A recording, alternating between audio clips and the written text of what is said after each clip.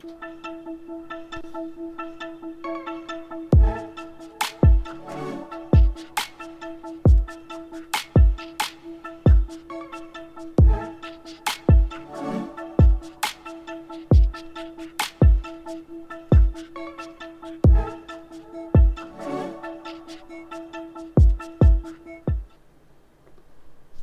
안녕하십니까, 엘리엇입니다. 네, 토요일 여러분들 휴일 잘 보내고 계시죠? 저 저녁 먹고 치킨을 좀 얻어 먹었더니 배가 덥수룩해 갖고, 덥수룩이 아니라 더부룩이죠. 네, 지금 식곤증을 날리려고 유튜브를 찍습니다. 자, 한국일보 기사입니다. 대출금리 또 올랐다. 7년 7개월 내 최고. 이 악물어라. 네, 이 악물어라, 이거는 그냥 제가 쓴 거예요. 네. 12월 달 가중 평균 금리가 이제 오늘 발표가 됐어요. 그러니까 금리라는 거는 미리 얼마다 이렇게 정해진 게 아니고 각 은행들마다 금리가 조금씩 다 다를 거 아니에요. 그거를 가중 평균을 내 가지고 한국은행에서 딱 어저께 오늘 아침 어저께인가? 하여튼 뉴스는 오늘 검색을 했는데 아마 어저께 발표했을 거예요. 자, 그런데 그 전보다는 좀 덜 올랐지만 조금 누그러지긴 했어요. 그래도 계속 올라요. 자, 근데 가장 중요한 거, 저는 40년 주기가 저는 가장 중요하다고 봐요. 이게 1, 2년으로 3, 4년으로 끝날 게 아니니까. 자, 일단 기사를 먼저 쭉 건 다음에 역사적인 자료랑 그다음에 과거 부동산 금리 어떤 상관관계가 있었나 보도록 하겠습니다. 제목만 쭉 읽고 넘어갈게요. 그냥 보이는 대로 금리 올랐다는 기사만 그냥 계속 프린트 스크린을 계속 했어요. 한국경제TV, 은행 주담대 금리 또 뛰었다. 7년 7개월 만에 최고치. 서울신문, 제목 거의 다 똑같아요. 지난달 주택담보대출 금리 연 3.63%, 7년 7개월 만에 최고 수준. 아니 5% 넘는 것도 있다더니 뭐 이거 3.63%가 뭐가 대수야. 그렇지만 이거는 평균이고 가중 평균이고, 우리는 가장 불리한 거 대출 금리 상단이 5% 넘었다니까요. 근데 이제 조만간에 뭐 1월달에 기준금리 올렸기 때문에 조만간에 6%짜리도 나올 것 같아요. 신용대출금리 소폭 내렸지만 이거 내린 이유가 또 있어요. 여전히 연 5% 웃돌아. 지난해 주택담보대출 연간 상승폭은 1.04%포인트. 이달 기준금리 인상 등 영향으로 대출금리 더 오를 듯. 지금도 12월 달에도 올랐는데 1월에 기준금리 올렸기 때문에 2월에 발표할 1월 달 가중평균 금리가 또 당연히 오르겠죠. 어쨌든 개인적으로 보면은 다들 이자 내는 게 더 많아진다, 이제 그런 뜻이죠. 지난달 주담대 금리 연 3.63%, 7년 7개월 만에 최고 해가지고 3억 30년 원리금 균등 상환 대출을 받았다면 한 달에 136만 원을 갚아야. 근데 문제는 아마 연말쯤이면 이거보다 훨씬 더 늘어날 거예요. 여기 표가 쭉 나와 있는데 이 표는 제가 차트로 보여드릴게요. 장기 차트로. 조선비즈 작년 가계대출금리 2.79%에서 3.66%로 14년 만에 최대폭 상승. 기준금리 인상 은행 대출 규제 영향이다. 12월 주담대금리 3.63%, 평균은 아니구나. 네, 연평균 가계대출금리는 3.1%. 그 다음에 12월 은행 주택담보대출금리 3.63%는 7년 7개월 만에 최고. 한 달 사이에 0.12%포인트가 올랐다. 신용대출은 5.12%로서 0.04% 조금 내렸다. 이따 다시 기사에 나오겠지만, 그래서 그 기사는 한국은행 한국일보인가 거기는 제가 자세히 읽을 거예요. 그 신용대출 금리가 떨어진 이유가 11월에는 저신용자 대출이 좀 많아가지고 금리가 당연히 높아졌겠죠. 근데 12월에는 저신용자 대출을 아마 보금자리라는 그런 거를 줄이고 고신용자, 그러니까 금리가 싼 사람들을 대출이 많았대요. 그러니까 당연히 낮아지죠. 어쩐지 11월 달에 너무 많이 치솟긴 했더라고. 근데 약간 보정, 이게 추세적으로 하락하는 게 아니라 너무 이격이 벌어지니까 조금 안으로 좀 들어온 거, 그 정도로 생각하셔야 돼요. 한국은행 기준금리 인상 등 지표금리 상승. 지표금리가 기준금리랑 당연히 코픽스 금리 그런 거겠죠. 거기다 플러스 가상금리 하는 거고요. 파이낸셜 12월 주담대 금리 7년 7개월 만에 최고. 상승세는 여전하다. 앞으로 계속 상승한다는 얘기죠. 금융기관 가중평균 금리 발표했다. 자, 7년 7개월 만이라는 게 다 공통적인 기사죠. 대출금리 또 올랐다. 12월 주담대 금리 3.63%, 주담대 7년 7개월째 최고. SBS 비지에서도 12월 은행 주담대 금리 7년 7개월 만에 최고치 해갖고 표가 쭉 나와 있는데 이 표는 제가 차트로 시계열 데이터로 쭉 보여드릴게요. 이게 숫자로 갖고는 감이 안 와. 차트로 봐야지 우리가 5년 전, 10년 전, 20년 전 거를 쭉 흐름을 알 수가 있겠죠. 은행권 대출 재개에도 시장 금리는 상승. 그렇죠. 대출 이제 이렇게 중단한 거랑 금리 뭐 떨어지고 오르고랑은 원래 별개 아니었나? 그렇죠? 은행권 대출 재개에도 시장 금리는 상승. 그럼 하락할 줄 알았나? 그러니까 은행권 대출 재개는 별개고 시장 금리 상승도 별개고 이렇게 얘기하는 게 맞지. 이 기자는 은행권 대출 재개를 하면 금리가 떨어질 거라고 생각했나 보죠. 그러니까 여기다 도자를 붙여줘. 도자. 공동격 보조사. 네. 12월 주담대 7년 7개월 만에 최고치. 신용대출 금리 소폭 하락에도 주담대 금리는 상승이다. 대기업 대출 금리도 하락 전환. 중소기업은 오름세. 떠오른 주담대 7년 7개월 최고치. 자, 한국일보 기사를 제가 쭉 한번 읽어볼게요. 같이 한번 좀 봅시다. 작년 12월 주담대 평균금리 연 3.63%, 7년 7개월 만에 최고치인데 대출금리의 기준이 되는 지표금리가 상승세를 보인 데다가 시중은행들이 가상금리를 올렸다. 그러니까 은행들만 유리하고 우리 개인들한테는 불리한 거죠. 지표금리란 기준금리가 오르고 코픽스 금리가 오르고 지표금리, 시중은 그다음에 가상금리는 뭐 이것저것 갖다 붙이는 건데 지네들이 마진을 먹여야 되니까 그러면서 예금금리는 찔끔밖에 안 오르죠. 자, 여기 보시면 주택담보대출, 신용대출금리 추이 그래프가 나와 있습니다. 신용대출금리는 5.16까지 요게 조금 제가 이상했었어요. 요 기울기가 갑자기 이렇게 오르더라고. 그러니까 요거를 빼면 지금 이런 기울기로 올라가는 거 맞죠? 이렇게 요런 기울기 맞죠? 이렇게 요게 너무 과격했어요. 요게 왜 그랬냐면 이때 저신용자 대출이 많았고요, 보금자리론 대출이 많았대요. 그것들은 다 금리가 비싼 금리잖아요. 그러니까 평균치가 올라가지. 근데 12월 달에는 뭐 은행들이 뭐 마음이 착해가지고 신용대출 금리를 낮춰준 게 아니고 12월에는 이제 고신용자들한테 대출을 좀 늘렸고, 왜냐면 부채 관리하면서, 그래서 낮은 금리 대출이 많았기 때문에 금리가 낮아진 거지. 이게 뭐 마음이 착해가지고 금리 깎아준 거 아니에요. 3.51%에서 주택담보대출 금리는 3.63%로 올랐다. 1월 달에는 더 오를 거다. 왜? 12월에는 기준금리 인상이 없었잖아요. 근데 1월에는 있었다고. 그러면 그걸 또 반영을 한다고요. 자, 또 기사 뒷부분 읽어볼게요. 주담대 금리 3.63%, 0.12% 올랐다. 7년 7개월의 최고치다. 자, 코픽스 같은 지표금리가 상승했고, 그 다음에 은행들이 자체 가상금리, 즉 마진 같은 거 올린 거죠. 그리고 저금리 보금자리론 비중도 줄었고, 지표금리와 가상금리가 오르면서 주담대 금리 상승으로 이어졌다. 신용대출금리는 5.12%로서 0.03포인트 오히려 내렸다. 이유는 중저신용자 대출 비중이 10월 달에는 아니 11월 달에는 그러니까 늘었는데 그래갖고 뛰었다. 0.54포인트나 뛰었지만 12월 들어서는 고신용자 대출이 늘었다.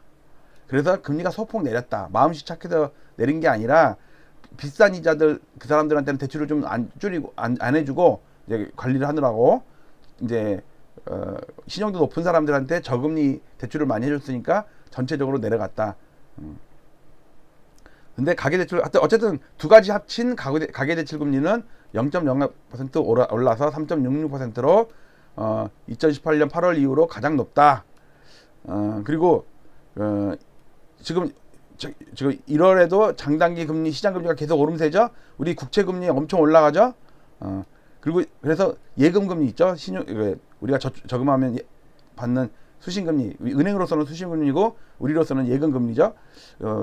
1.57에서 1.7로 쥐꼬리만큼 그래도 올리긴 올랐다. 하여튼 그래도 2년 만에 최고치를 올렸다.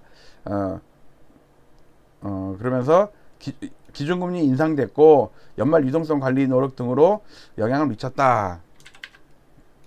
네, 여기까지 기사를 봤습니다. 자, 지금부터 차트를 보는데 제가 금리에 관한 여러분들께 가장 강조하고 싶은 거는 이 차트예요. 이 차트. 지금 우리가 6개월, 3개월, 2달 후 이거 생각하지 마시고 우리나라 그러니까 전 세계의 300년 역사를 봤을 때 금리가 오르는 구간이 있고 내리는 구간이 있었잖아요. 근데 그게 40년마다 주기적으로 반복했다는 거를 엘리엇이 세계 최초로, 우주 최초로 밝혀냈잖아요. 최근 40년 동안 빠졌어. 그거는 다 알지. 근데 이게 300년 동안 그런 사이클이 있었다는 거를 밝혀낸 거는 이 세상에 아무도 없어요. 이게 다우지수 연구하다가 그런 거거든요. 자, 여기에 보시면, 여기에 보시면 요거는 다우존스 지수예요. 공차트. 이것 때문에 한 건데, 여기 보시면, 그 다음에 여기에 보시면 요거는 유가예요. 유가 기름값 올라가는 거. 그 다음에 여기 요거는 금값, 금색이니까 금값. 300년 동안의 차트를 자세히 한번 보세요. 그 다음에 요거는 CPI, 요거 CPI예요. CPI 초록색. CPI가 올라가면 그러니까 금리도 올라가고 다 그랬어요. 과거 역사에도. 그 다음에 요거는 케이스실러 주택가격지수 이렇게. 그 다음에 요거 초록색은 CRB 지수, 상품 지수죠. 상품 지수. 초록색으로 되니까. 왜냐면 농수산물이 더 많다는 거 아세요? 금, 뭐 철강, 석유 이것보다 CRB 지수의 비중이 더 큰 게, 아마 제가 알기로 제가 25개인가 15개인가 16개인가 잘 오래돼갖고 잊어버렸는데, 그 중에 농산물 비중이 60%인가 그래요. 그래서 제가 녹색으로 해요. 녹색. 여러분들 농산물 무슨 뭐 콩, 밀, 대두 이런 거 올라가면 보면 무서워요. 나 과거에 그리고 피크 칠 때가 있어. 그런데 그거는 완전히 식량난이랑 관련됐잖아요. 자, 여기서 제가 뭘 알아냈냐면, 지금 우리가 코로나 때 오늘은 여러분들 요 차트 하나만 처음 보시는 분들은 요 차트 하나만 딱 머릿속에 넣어 놓으시면 본전 뽑는 거예요. 나머지 그래프는 안 봐도 돼. 뉴스 안 봐도 돼. 자, 2020년 7월 달에 바닥을 쳤어요. 0.318로 10년물 국채금리가 세계적으로 기준을 10년물 국채금리로 삼아요. 미국에. 그게 쫙 올라가고 지금 1.8 넘었죠, 지금. 자, 근데 얘가 0.318까지 떨어지기 전에 40년 동안 봐죠. 40년 동안. 언제부터? 81년 9월부터. 이때가 15.84였어. 세상에 미국 10년물 국채금리가 15.84야. 무슨 완전히 무슨 후진국 개발도상국도 아니고. 이게 40년 동안 떨어져갖고 0.318까지 떨어졌다니까. 지금 여러분들 1.5, 1.7 막 이렇게 넘어갔잖아요. 그러면 벌써 1년 만에 5배 오른 거 맞아요?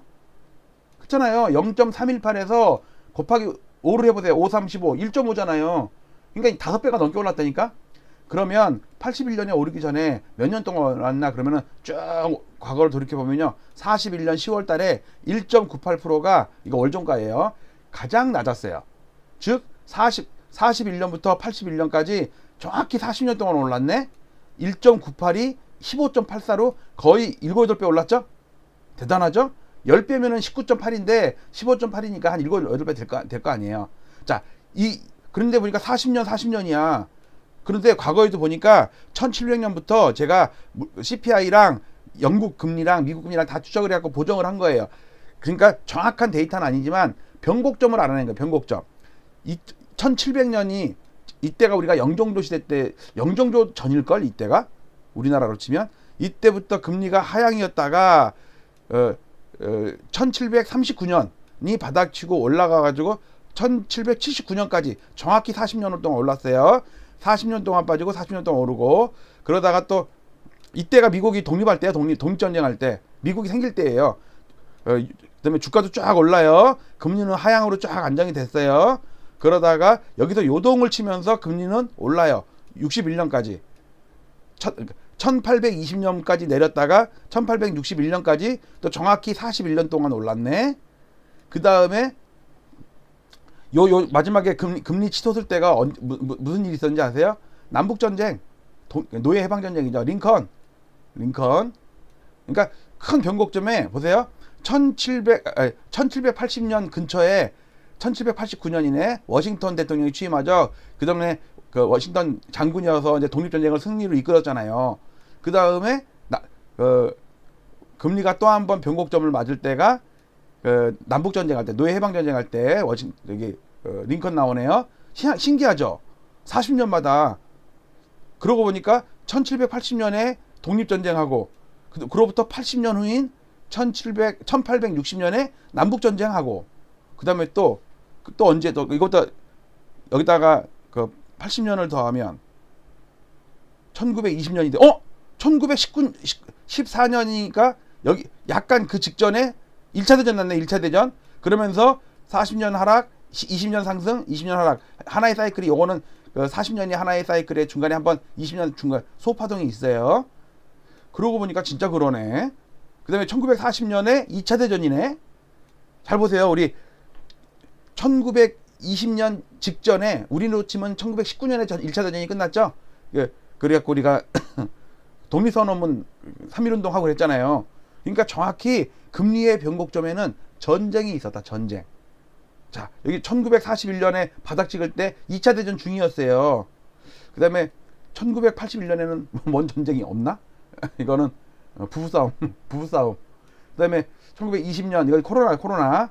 자, 이게 중요해요. 이게. 그러니까 이게 3년 오르고 말겠지, 4년 오르고 말겠지 아니라 40년 동안 오른다니까. 40년 동안 거대한 변곡점을 우리가 벌써 지났어요. 그러니까 지금 미국의 국채금리 3년물, 2년물, 10년물 막 난리가 나지. 우리나라도 국채금리가 난리가 나고. 그러면서 어떤 사태가 벌어졌냐면, 자, 이거 보세요. 미국 그 1941년이에요. 41년부터 81년까지 여기까지 오를 때가 40년 걸렸어요. 근데 잘 보시면요. 이거 10년물 국채금리 로그 차트예요. 지지선을 딱, 여러분들 상승할 때는 지지선이 중요해요. 저항선이 아니고. 아이고, 아까 방금 치킨 먹은 것 때문에 딱꼭지도 나네. 여기 기가 막히지 않아, 이거? 누가 알듯이 진짜 이게 타타타닥 지지를 다 받지 않아요? 그 다음에 얘를 딱 깨고 나니까 깼죠? 40년 만에 깼어요? 그러면 이제는 하락 추세죠? 그러면 이제는 저항선이 중요하다니까? 미국이 아직 요만큼 남았어요. 여기까지 갈 것 같아요. 일단 여기까지 간 다음에 얻어 맞을 것 같아요. 이거 로그 차트라서. 자, 이거를 연봉으로 보면요. 미국 10년물 연봉입니다. 연봉 봉 하나가 1년이에요. 정확히 저항에 부딪히는 거 보이세요? 아직 거리가 남았죠. 이만큼은 더 오르겠죠. 미국 2년물도 마찬가지예요. 2년물도 여기까지 갈 룸이 남았죠. 근데 우리는 돌파를 했다니까. 우리 돌파한 거 보이세요? 여기 돌파한 거 보이세요?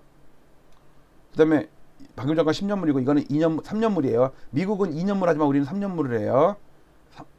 저항선 돌파한 거 보이세요?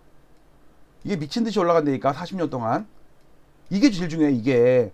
그러니까 야, 조금만 이자 오르는 거 좀 건디자.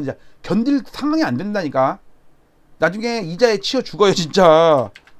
자, 그래서 우리 방금 전에 본 거를, 아까는 로그 차트였거든요. 이걸 산수 차트로 바꾸면 지수함수가 돼서, 기울기가 마이너스인 지수함수가 돼서 이런 저항선 돌파하는 거 보이죠? 왜 미친듯이 최근에 금리 폭등하는지 아시겠어요? 요 곡선의 저항선을 돌파했단 말이에요. 미친듯이 오른다고. 이게 그냥 한두 달 오르고 또 말 게 아니에요. 물가가 안정됐으면 이제 금리 안 올려야지. 아니라니까. 미국이 올해 7번 9번 올린다며요. 그러면 우리는 물가랑 상관없이 이제 미국 때문에 올려야 돼. 지금도 외자 빠져나가고 난린데 환율 오르는 게 괜히 오르는 게 아니잖아요. 외국 놈들이 주식 팔고 아니면 이것저것 정리해가지고 본국으로 송금을 하니까 당연히 달러를 바꿔야 되니까 달러 가치가 올라가니까는 우리는 이제 워낙 약세가 되면서 환율이 지금 1120원 넘었죠? 그리고 어저께 제가 방송할 때는 1210원을 넘었었는데 종가를 보니까 1209. 얼마 1210원을 그걸 조금 모자랐어. 다음 주에 넘을 것 같아. 우리 연휴 끝나고 나면. 자, 이거 무서운 거예요. 이거 여러분들. 그러니까 지금 고승범이 왜 또 금리 올렸냐 말았냐 그런 생각할 게 중요한 게 아니고, 이번 달 또 올랐네. 또 다음 달도 또 오르겠네. 이 차원이 아니라니까. 내년도 오르고 내후년도 오르고 5년 후도 오른다니까. 10년 후도 제가 볼 때는 올라요. 추세적으로. 물론 중간에 한 1년 올랐으면 또 한 7, 8개월 동안 또 금리가 급락을 했다가 또 한 1년 반 올랐다가 또 7개월 또 하락했다가 그렇게 출렁출렁 하면서 올라갈 거라고요. 그렇지만 추세적으로 상승한다고. 왜? 추세적으로 우리가 40년 동안 하락하는 금리를 봤단 말이에요. 그러니까는 아파트 값에도 긍정적이었고 여러 가지 우리 집 사는데 이자도 싸니까 좋았는데, 문제는 금리 오르면 집 안 사면 되지. 근데 안 산 사람은 괜찮은데 문제는 이미 사는 사람 있잖아요. 대출을 잔뜩 끌어갖고. 그 사람들은 변동금리가 대부분이야. 금리가 올라가면 이자를 계속 더 내야 돼요. 딱 고정금리로 받아놨으면은 큰 부담은 안 되겠지만, 그런 사람은 19%밖에 안 돼. 18%밖에 안 돼. 82%가 변동금리야. 이따 그 차트도 보여드릴게요. 자, 전 세계적으로 여기 1980년, 여기가 1980년이에요. 여기가 레이건 대통령입니다. 레이건 대통령 때까지는요, 세계적으로 금리가 다 올랐어. 여기가 기준금리예요, 전 세계. 근데 또 40년 동안은 계속 내렸어. 제로금리까지 내렸어. 그런데 문제는 여기서 하나 둘씩 다 돌아서고 있죠. 그걸 좀 확대해 보시면, 이거 오랜만에 보죠. 기준금리 차트. 이거 금리 다 올리고 있죠. 캐나다도 다음번에 올린다고 발표했어요, 며칠 전에. 자, 여기서 요건 올린 나라들만 제가 잘 볼게요. 그 대신 미국은 아직 안 올렸지만, 제가 이거 작년에 만들어 놓은 거거든요. 원래 작년에 얘기할 때는 올해 3번 올린다고 그랬어. 그래서 제가 3번만 해놓은 거야. 3, 6, 9만 해놓은 거예요. 근데 이제 이거는 3월달부터 매달 올린대. 7번을 올려야 돼. 어쨌든 제가 시뮬레이션 한 거예요. 우리나라는 제가 5번을 올리는 거 시뮬레이션 했는데 3번 올린 것까지는 기가 막히게 맞췄어요. 앞으로 2번을 더 올려야 되는데 아무래도 2번 갖고 안 될 것 같아. 자, 이제 문제는 올린 나라들만 제가 한번 쭉 읽어볼게요. 오랜만에. 자, 영국 올렸습니다. 영국, UK 0.25. 선진국이 올렸다는 게 중요한 거예요. 노르웨이, 그다음에 뉴질랜드, 코리아, 폴란드, 아이슬란드, 페루, 헝가리, 콜롬비아, 아사라비아, 칠레, 마질레, 체코, 멕시코, 사만코, 도르코, 러시아, 브라질, 브라자, 터키, 켄터키, 치킨. 허허, 재밌죠? 오랜만에 하니까 재밌네. 야, 나 콜롬비아, 아사라비아 할 때가 나 제일, 야, 우리 어렸을 때 진짜 우리 애들이랑 같이 공기하고 고무줄하고 그러면서 놀았는데, 아, 아련한 그 추억들. 그거는 걔네들 다 어떻게 됐는가? 걔네 다 펑퍼짐한 아줌마 돼갖고 아들 뭐 다 군대 갔다 왔다 그러고 막 제대하는 날 가서 막 찌찌 짜고 막, 어휴, 그 기집 애들 다 그러고 있겠지? 껄껄껄. 나는 아직도 만 31살인데 그 기집 애들은 왜 이렇게 나이를 먹는 거야? 아, 다들 먹었더라고. 나이 동창회나 뭐 이렇게 소식 들어보면 다들 나이 먹어갖고, 애가 뭐 군대를 제대를 얼마 해갖고 이제 결혼해갖고, 야, 이 손주가 있는 사람도 있어. 어휴, 진짜 사고 쳐갖고, 친구놈 중에, 동창 중에 사고를 쳐서 애를 일찍 낳은 친구가 있어요. 근데 그 애가 커가지고 또 사고를 쳐갖고 또 애를 또 낳았어. 20살도 안 돼갖고. 그래가지고 할아버지가 됐다고. 아, 참나. 그래도 난 31살인데 뭐. 자, 좀 전에 코픽스 금리 얘기 나왔죠. 코픽스 금리가 요거 빨간 거 있죠. 빨간 거요. 빨간 거. 요게 코픽스 금리예요. 코픽스 금리가 기준 금리를 올렸다 내렸다 하는 걸 벌써 진작부터 제가 말씀을 드렸었죠. 이 메커니즘을 발견한 것도 그 대한민국에서 엘리엇이 처음이에요.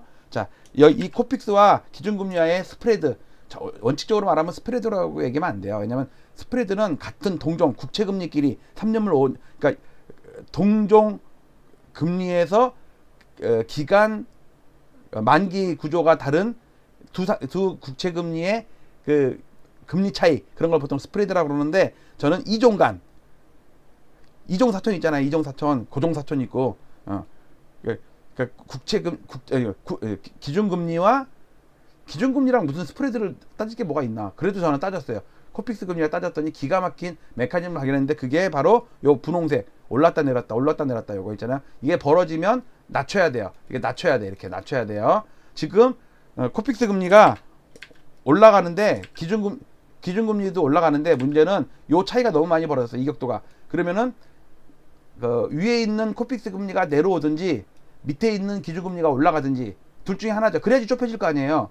도둑을 잡으려고 막 쫓아가는데 거리가 자꾸 벌어져. 그러면은 좁힐 수 있는 방법은 뭐예요? 도둑놈이 뒤로 빠꾸를 하든가, 아니면 뒤에서 따라가던 경찰이 더 빨리 달리든가. 그래야지 이격이 좁혀지지, 스프레드가 좁혀지죠. 근데 코픽스 금리는 내려올 생각을 안 해. 그러면 방법은 뭐가 있어요? 기준금리를 빨리빨리 올려야죠. 그게 이주열 하는 총재의 딜레마예요. 딜레마. 자, 그래서 요걸 제가 조금 좀 멋지게 또 그래프를 또 만들었잖아요. 요게 비이성적으로 벌어진 스프레드예요. 스프레드. 정상적인 구간에서는 요게 정상이에요. 요게 1.1에서 1.2 정도가 가장 빈번했어. 그러니까 요 가격 차이가 1.1에서 1.2 정도, 프로티지로 따졌을 때. 그러니까 요렇게 이격이 많이 벌어진 거 있죠. 요게 이격이 많이 벌어진 게 요게 많이 벌어진 거잖아요. 그리고 지금도 또 많이 벌어져요. 여기 차이가 많이 벌어져 있죠. 여기가 많이 벌어져 있잖아요. 그러면은 예를 들어서 이게 밑으로 내려가려면 어떻게 해야 돼요? 그 코픽스 금리랑 기준금리랑 차이가 좁혀져야죠. 이게 좁혀지는 게 정상이야. 이렇게 요 정도 간격을 둬야 되는데, 코픽스 금리가 팍 올라가 버려. 이게 벌어졌어. 그럼 어떻게 돼요? 기준금리 올려야지 뭐. 그렇죠? 얘가 벌어졌어. 기준금리가 도망가. 아니, 코픽스가 도망가. 기준금리 팍팍 올려야지 뭐. 그래도 안 떨어지네. 그러니까 한참 더 올려야 돼. 한참. 그래야지 얘가 여기까지 내려온다니까. 여기까지 1.2 정도까지는 내려와야 돼요. 요 메커니즘을 발견한 게 엘리엇입니다. 자, 과거에 일단 물가 때문에 기준금리 올렸을 때 여기 분홍색 물가 전년 동월비가 막 3%, 4%, 5% 갔을 때 기준금리 올렸을 때 아파트가 대폭락을 했다. 근데 물가는 안정됐는데 미국이 올렸기 때문에 초록색 따라 올린 우리나라 금리 올렸을 때는 우리나라 아파트 값이 올라갔던 거 계속 가던 길 갔다. 여기서도 물가가 안정이 됐는데도 불구하고 미국이 올리니까 우리가 따라 올렸을 때 아파트 값은 올랐다. 자, 차이점이 뭐예요? 기준금리를 올렸을 때 아파트 값이 상승한 적도 있고 하락한 적도 있어요. 근데 두 가지의 차이점이 뭐냐면 물가는 안정됐는데 미국 금리가 올라가서 우리가 역전됐기 때문에 할 수 없이 올렸을 때 그때는 아파트 값이 두 번 다 올랐어요. 그러나 미국 기준금리는 제로금리로 멈춰 있는데 우리 소비자 물가지수가 급등을 해서 물가 안정을 위해서 기준금리 올렸을 때는 아파트 값이 폭락을 했더라. 이렇게 3년 동안 폭락했어요. 아파트가 40% 빠지고 이랬다고 이때가. 근데 지금도 미국 금리가 고정되어 있는 상황에서 물가가 오르니까 우리가 따라 올렸죠. 물론 나중에 미국 금리를 올리면 우리도 또 올리겠지. 근데 얘는 금리가 올랐을 때 소비자 물가지수가 올랐을 때 기준금리 올렸다. 그러면 얘는 박살이라니까. 지금 벌써 3개월째 빠지고 있어요. 아직 아가리 효과, 주둥이 효과로 만들어진 KB지수와 부동산원의 주간 데이터는 아직도 상승 인정이라는데 부동산원은 이제 하락했다고 그랬어요. 2년 만에 하락 전환했다고. KB지수는 아직도 오른대요. 왜? 아가리 효과, 주둥이 효과는 뭐 안 팔려도 상관없어. 우리 집은 너는 실거래가는 한 7억이 됐지만 나는 13억에 내놨어. 안 팔려도 돼. 이러는 게 많다니까 지금. 아가리 효과가 아가미 효과가 되면 물에 잠기죠. 물 속에서는 뻐끔뻐끔만 하지 막 호가 올리지는 못하는데 말을 못하는데 뭐. 자, 마지막 차트인데 보세요. 여기를 볼게요. 오늘 제가 데이터를 업데이트 했어요. 그동안 안 했다가. 자, 요렇게 보시면 조금 줄이자. 네, 이렇게 보시면 자, 신용대출 금리가 어쩐지 지난 11월, 10월 달에 폭등을 하더라고. 그러다가 12월 달에 살짝 죽었어요. 조금 줄었어. 조금 방금 뉴스에서 본 것처럼. 근데 주택담보대출 금리는 야금야금 계속 올라요. 그리고 기준금리도 계속 오르는 거 앞으로 2번 더 오를 걸 제가 시뮬레이션 했어요. 미국 3번 올리는 걸 시뮬레이션 했는데 이건 나중에 수정을 해야 될 것 같아. 더 급하게 많이 올릴 것 같아. 자, 근데 이 기울기 보시죠. 기울기 무섭잖아요. 그전이랑 다르잖아요. 요런 상태랑은 다르잖아요. 자, 우리가 IMF 때 김대중 대통령 이후에 아파트 값이 오를 때 그때 금리가 계속해서 하락했거든요. IMF 때 워낙 높았으니까. 그런데 기준금리가 어느 순간 딱 하락을 멈추고 상승세로 돌아섰어. 근데도 아파트 값은 올라. 왜? 워낙 싸니까. 올랐어도 싸잖아. 근데 얘가 계속 올라버리네? 그리고 금리 인상의 여파가 계속 와. 이게 8번 올릴 때거든요. 8번. 한 서너 번 올릴 때는 괜찮았어. 근데 시중금리가 오른 지 2년이 지나니까 얘가 상투를 치고 박살이 나는 거예요. 왜? 이 상태에서도 계속 기준금리는 올렸어요. 꺾이는데도 계속 올렸어요. 그리고 신용대출금리, 주택담보대출금리 계속 올랐어요. 그러니까 못 견디는 거야. 그 기간을 저는 2년이라고 그랬죠. 임계치. 그러니까 금리 상승에 아파트 값이 버틸 수 있는 기간이 임계치가 2년이라고. 한 1년 반, 2년 정도 오르다가 말면은 괜찮았는데 2년 오를 때까지는 겨우겨우 어떻게든 금리 조금 올라도 좀 이자 좀 더 내면 되는데 문제는 3년, 4년 이렇게 올라버리니까 못 견디더라. 그래서 아파트가 폭락을 하더라. 지금도 박근혜 대통령 이후로 아파트 값이 오를 때 금리가 초저금리로 계속 내려갔어요. 그리고 2년 전부터 금리가 급하게 올라요. 근데 괜찮아. 올라. 아파트 값 올라. 왜? 별 부담 안 됐거든. 근데 이제부터 난리야. 앞으로 계속 오른대. 그럼 얘가 못 버틴다니까? 그러니까 그래서 벌써 3개월째 슬슬슬 빠지고 있죠. 나중에 가속도가 붙는다니까. 지금 슬슬슬 빠지는 거를 왜 이 정도로 약하냐면 거래 안 되면서 빠지잖아요. 지금은 몇 개로 빠지잖아요. 그럼 거래 안 된 거는 보합으로 계산이 돼요. 보합으로 계산하면요, 마이너스를 상쇄시켜 버리죠. 그런 걸 평화화 시킨다고 하잖아요. 스무딩 시켜요. 괜히 0%여가지고. 근데 나중에 이제 거래가 늘면은 하락 거래가 계속 이제 그야말로 다다다닥 반영이 되겠죠. 그러면은 하락폭이 이게 10개 아파트 중에 1개가 10% 빠지는 거랑 7개가 10% 빠지는 거랑은 달라요. 왜냐면 그 9개는 0%니까 한 개가 10% 빠져도 1%밖에 안 빠진 거야. 평균을 내니까. 근데 좀 빠지다가 10채 중에 7채가 마이너스가 나잖아요. 그러면은 그 평균이 훅 떨어지겠죠. 그렇게 그래서 처음에는 힌지 현상이라고 하거든요. 이거를 추세 완화했던 경첩처럼 힌지 경첩 살짝 굽는 거 있죠. 그러다가 나중에 가속도가 붙어요. 과거에도 항상 그랬다는 거 잊지 마시고요. 지금 영끌들이 많이 산 거는 요거는 그냥 업데이트 한 몇 달 안 했네. 하여튼 최근에 한 1, 2년 동안 산 게 다 20, 30대가 대출을 일으켜가지고 샀는데 다주택자들은 거기다가 팔아먹었다. 조심해야 돼요. 팔아먹은 거. 지금 몇 달 올랐다고 좋아할 게 아니라니까. 그러면서 요거 있죠. 요게 대출 금액 중에 변동금리 비중이 몇 프로냐 그거를 따진 건데 요거를 제가 친절하게 또 이렇게 다 요거 했어요. 여기가 80%거든요. 여기가 80%, 여기가 50%예요.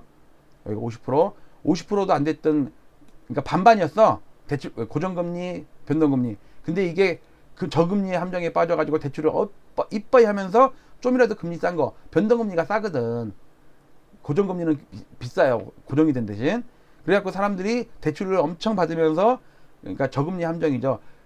이 사람의 능력으로는 5천만 원만 대출을 받아야 되는데 이자가 싸니까 2억, 3억을 대출을 받는 거예요. 거기다가 뭐 마통, 영끌, 그다음에 뭐 보험사 약관 대출, 그 약관 대출도 알고 보면은 자기 돈 대출 받는 건데 이자는 엄청 비싸잖아요.